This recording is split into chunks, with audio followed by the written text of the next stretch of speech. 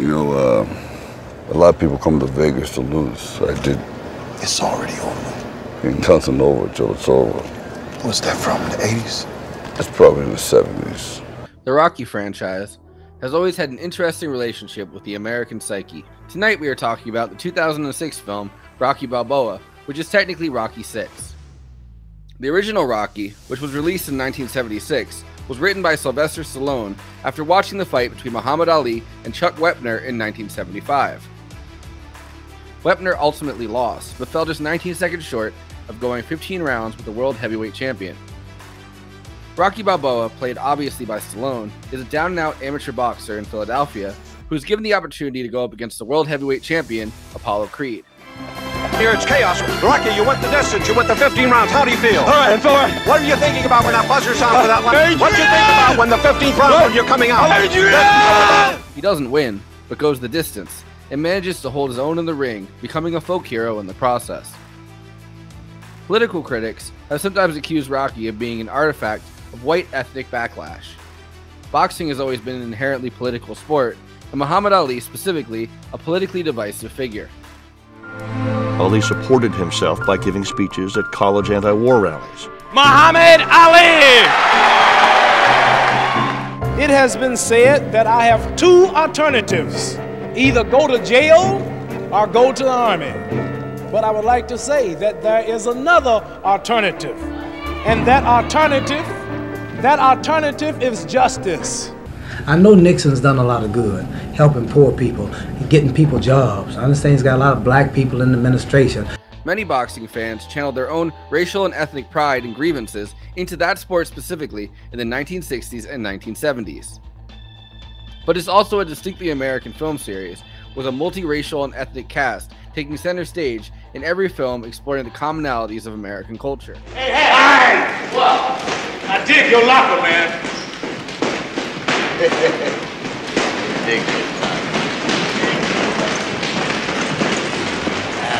Rocky Balboa is named after Rocky Marciano, the Italian-American heavyweight boxer who retired in 1956 with a record of 49-0.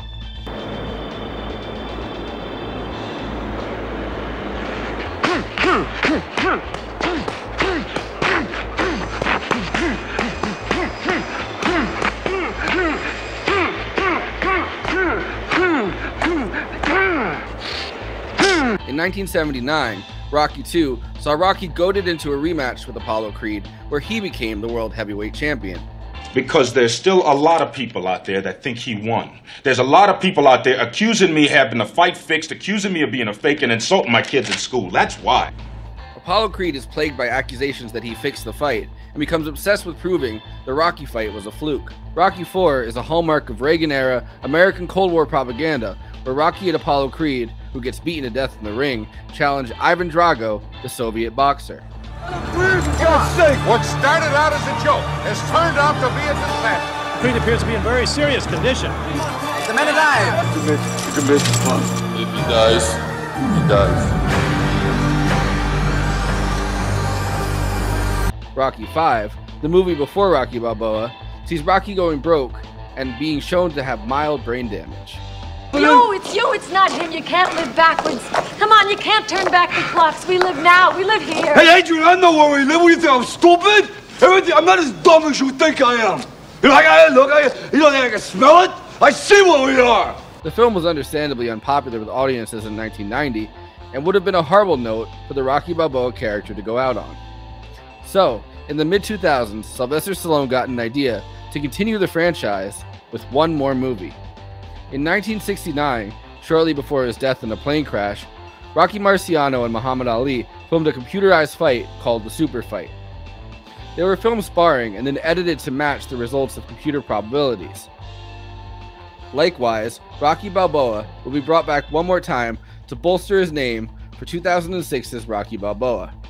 Rocky Balboa sees Rocky, now a widower after his wife Adrian died of woman cancer, stuck in Philadelphia running a restaurant and unable to move on. I don't know, there's still some stuff in the basement. What basement? In here. Tell me about the stuff. What about it? Tell me about the stuff inside. Is it angry? Angry? Are you mad because Adrian left you? She didn't leave, Paul. She died. Okay. Okay. He's constantly revisiting the locations where the original story took place. The ice skating rink, which has been torn down, Adrian's old pet store, the stairs where he ran to train. His son Robert is trying to make it as a lawyer of the city and is unable to escape the shadow of his famous father. And the time come for you to be your own man and take on the world, and you did. But somewhere along the line, you changed. You stopped being you. Rocky isn't over his wife's death, is angry about how life turned out, and is unable to move forward. You know, sometimes it's hard to breathe. You know, I feel like this beast inside me. It's okay, Rocco. Please, it's okay. Is it? Okay. At the same time, the much-hated Mason the Lion Dixon, the new world heavyweight champion, is finding it impossible to fight challengers. Nobody wants to box anymore. Nobody good anyway, and on-screen TV commentary throughout the movie makes it clear boxing fans are feeling nostalgic.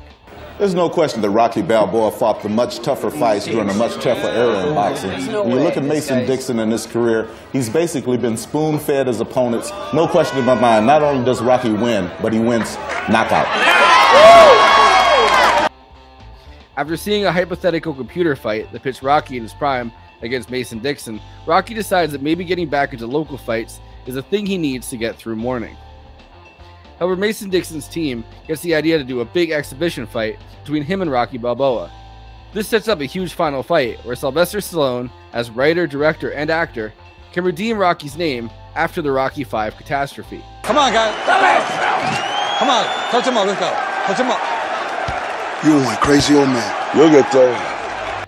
Sports careers always have a shelf life, and none are as short or as tragic as boxing. The physical toll that boxing takes on the human body is enormous, and sportscasters love to compare older boxers with the current champion. Stallone uses that as a jumping-off point for his final entry into the Rocky franchise. But this film has emotional depth that might, does, sometimes feel kind of cheesy. But Rocky Balboa finds a way to be a commentary on aging, mourning, loss, and family. You, me, or nobody is gonna hit as hard as life. But it ain't about how hard you hit. It's about how hard you can get hit and keep moving forward. How much you can take and keep moving forward. That's how winning is done.